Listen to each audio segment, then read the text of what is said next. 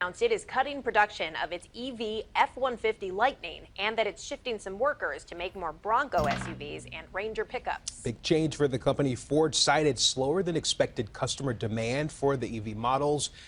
Today, Ford announced it is cutting production of its EV F-150 Lightning and that it's shifting some workers to make more Bronco SUVs and Ranger pickups. Big change for the company. Ford cited slower than expected customer demand for the EV models.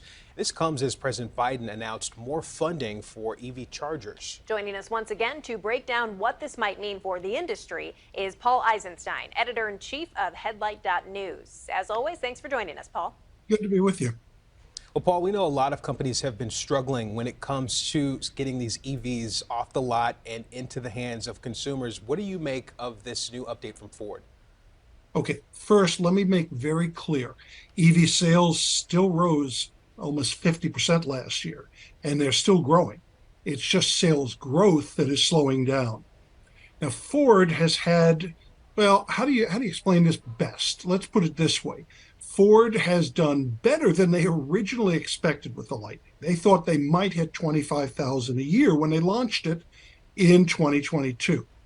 The problem was that they then tooled up that factory in Dearborn, called the Rouge Electric Vehicle Center, to go all the way up to 150,000. I mean, just what, a six-fold increase, and they didn't get there.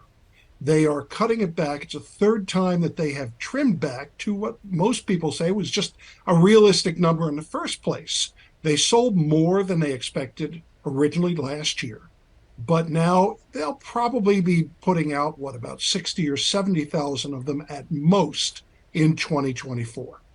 So as you noted, EV sales are growing, even if they are short of the ambitious goals. A lot of those people, in fact, turn to hybrid vehicles, people who have bought vehicles in the last year or so. Yeah. Do you think that is still trending in the direction of an all-electric future? Are hybrids kind of a stepping stone for a lot of people? That's a debate. A lot of people question which is going to be the long-term solution. Some, like the folks over at Toyota, believe that the solution will be a mix of products. Conventional hybrids like the Toyota Prius, plug-in hybrids, well, you remember the old Chevy Volt, which they've dropped, but there's a lot of others out there. And of course, pure electric vehicles. There's even hydrogen fuel cells that some people believe will be part of that mix. For the rest of this decade, I believe we're going to see a little bit of this, a little bit of that. Right now, plain hybrids, like the brand new Prius, are selling about the same amount. The market share is about the same as pure EVs. And by the way, one of the interesting things is that the EV market is growing sort of in fits and stops. I spent some time the other day with the head of the Cadillac brand, the global head, John Roth. And interestingly enough, after a very slow start, their Cadillac Lyriq, their first all-electric model, jumped from almost no sales to becoming 12% of total Cadillac sales in the third quarter.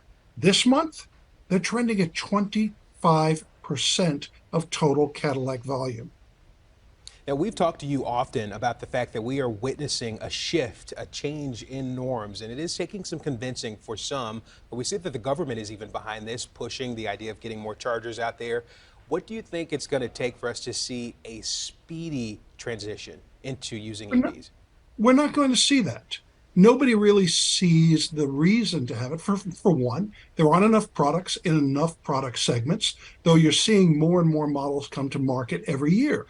There'll be somewhere in the neighborhood of about 40 all new, all electric models this year, but it's still a fraction of the market. And it's still something that people aren't familiar with. And there's not the production capacity. To give you one sense of how it has to grow, last year there was probably about 50 gigawatts of battery capacity out there. Now, I'm not going to go into the hard numbers of what that translates to, but here's something that gives you a perspective. By the end of the decade, when about half of the vehicles, according to the Biden administration, should be electric, they're going to need 20 times more battery production capacity in the US. So that tells you it's going to happen step by step by step. And one of the things I always suggest to people who are questioning whether EVs are right or not, Go to a dealership, take a test drive. One of the things they found, JD Power, as you are familiar, has been following EVs and EV growth. And one of the things they've discovered is once a person gets in and actually drives an EV, they are several times more likely to consider buying one in the near future. Yeah, that makes sense with a lot of things outside of vehicles. All right, Paul, thanks so much for joining us today. This is Paul Eisenstein, editor-in-chief of Headlight.News.